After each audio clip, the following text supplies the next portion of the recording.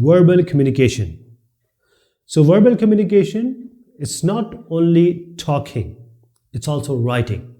So verbal communication is also about sharing your information, giving information, taking information through words. So whenever you are talking, writing, sharing information, sharing thoughts, sharing ideas, all involving words. Words. First thing is, if you are using words and if you don't use right words, that can create more confusion. That is, you won't be able to communicate what you want.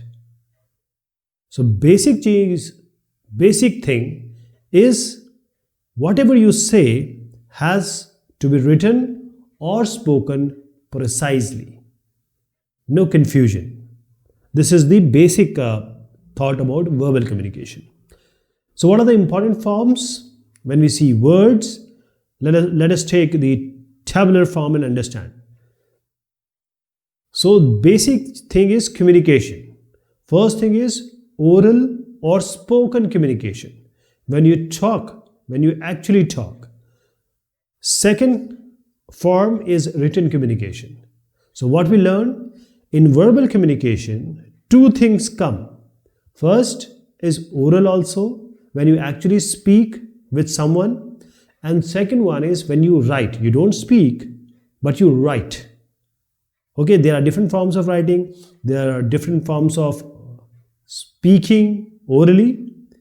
So first is oral, that is here communication involves actual talking. One will speak, the other will listen, and vice versa. First thing is face-to-face conversation. That is, if the listener is in front of you, you are able to see him and he is able to see you. Is face-to-face conversation. It can be some family member, it can be some group discussion, it can be somewhere you're standing and there are people around. That is a public speech. These are example of all these face-to-face conversation. The second type of oral and spoken is talking on phone, and this has grown up, emancipated exponentially. That is, if you're talking to your father or mother, you are living in hostel, or you're talking to your boss, your teacher. So these are official communication.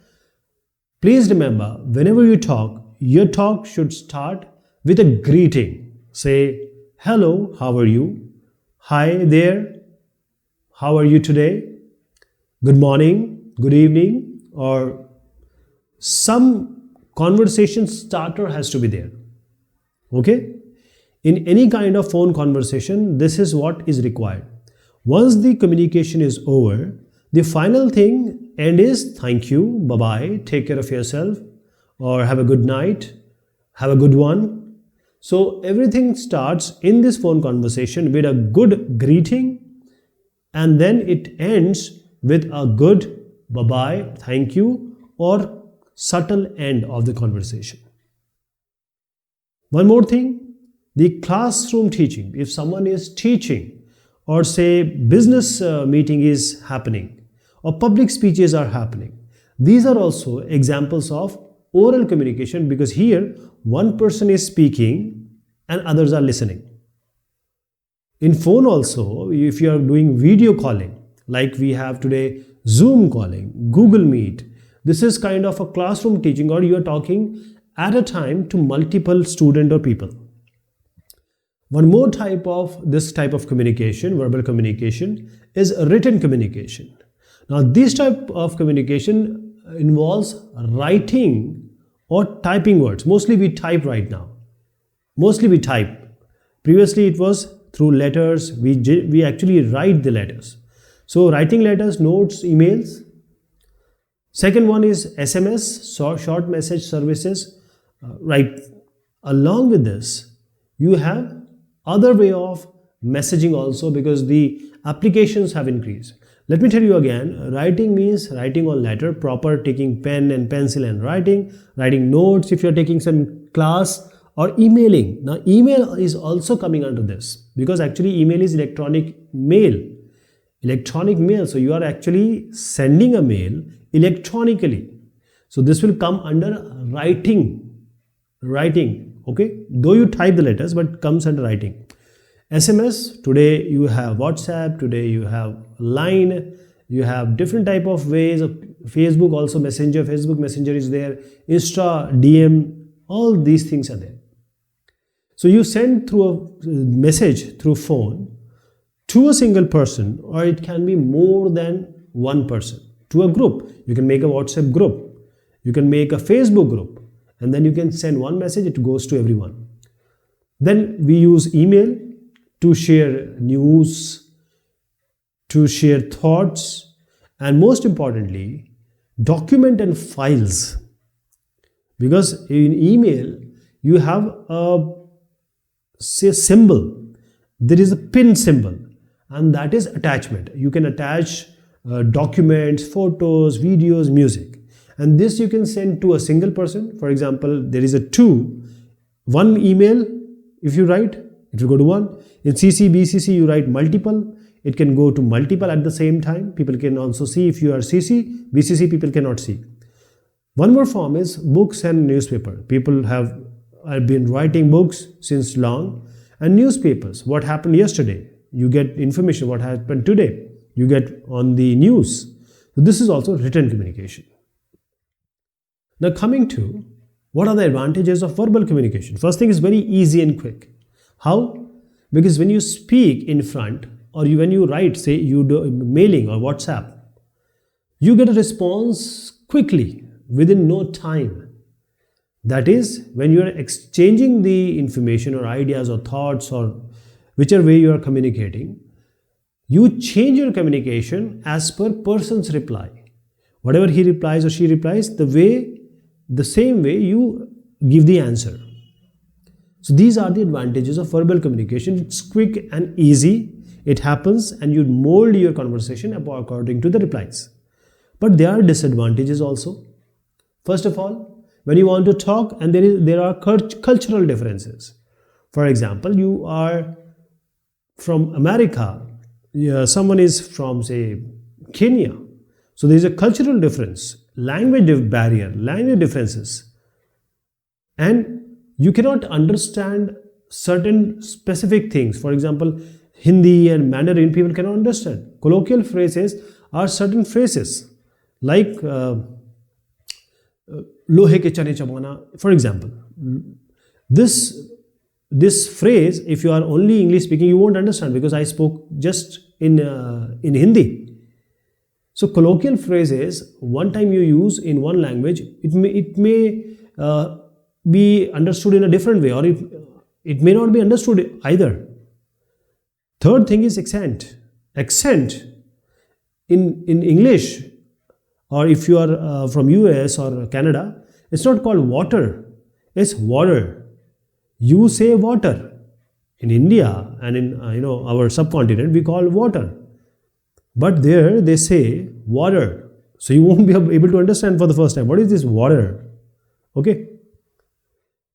So that is how the accent, different accent. If Chinese is saying English, it will be something different. And an Indian, when he is speaking English, it's very different. So sometimes you are not using proper words because you are creating confusion. So always use the proper words whenever it is required, with proper punctuation marks and stops and everything. We'll see. I'll just give you an example of a Hindi sentence phrase. Ruk mat ja means don't go, stop. Okay. If I take the comma here, ruk mat ja, the meaning changes. Okay. So this is how verbal communication, sometimes you speak something, people understand something. One most important thing is public speaking. It's always important, and it is always required that when you come, you talk to your friends, you talk to your family. There you don't have any problem, because you know them and you are in a conversation with them for a long time.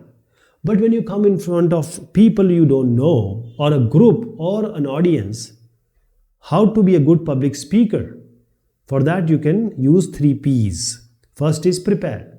First thing is the topic, you must know about that topic you are going to speak. Think about the topic.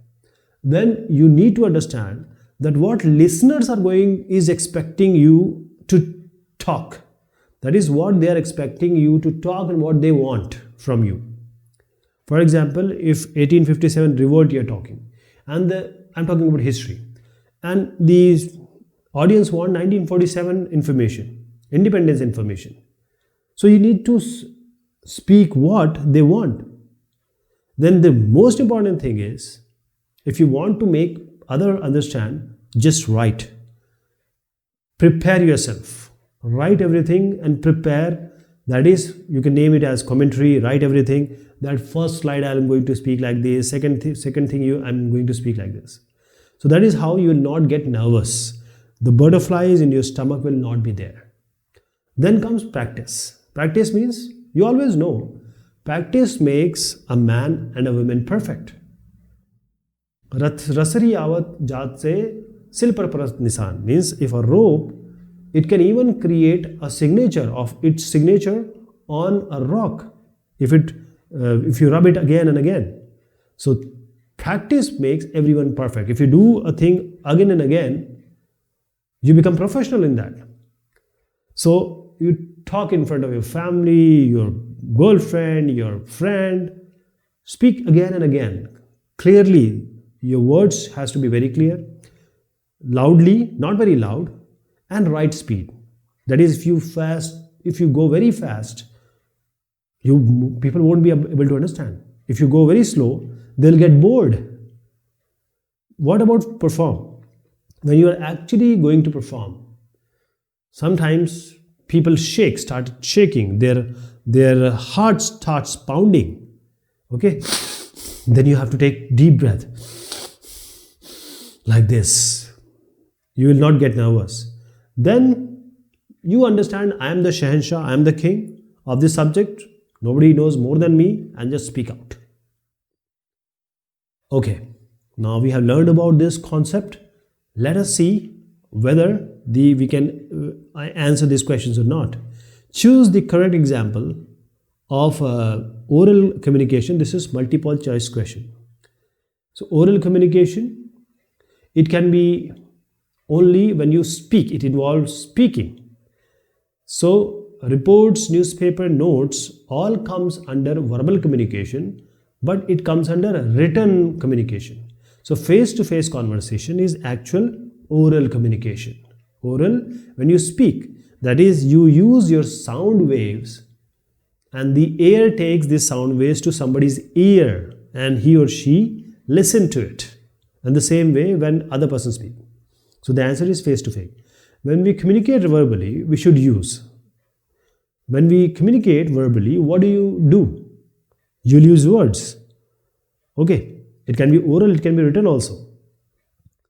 So how do we write? How do we speak? It has to be very, very easy for others to understand. Difficult words, a great no-no. You cannot be Shashi Tharoor always. Simple words, always use simple words. It is being said to make a simple thing is the hardest thing. To make thing simple, hardest thing.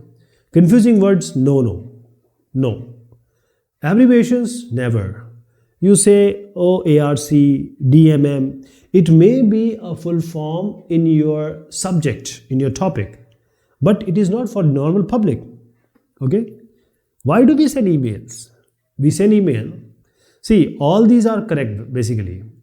The correct answer is basically to share documents and file. But what I feel here is that if you want to reach on time, you send emails. If you want to talk to each other, you send emails. You want to meet each other, you send emails. But now WhatsApp and Facebooks and Twitters and all these are there. So you don't require emails to do that. So basic is to share documents and files. Even, everything is done on WhatsApp only. Every company is now giving their WhatsApp number rather than giving emails. Write down the different types of verbal communication, give an example of each type. So we have discussed in great detail about the verbal communication. Let me take you there so that you can answer it. This is verbal communication. First, you have to talk about oral or spoken communication. Then you have to talk about written communication. These are all the examples. Okay. Okay, this is all about this topic, verbal communication. Thank you so much. Take care of yourself.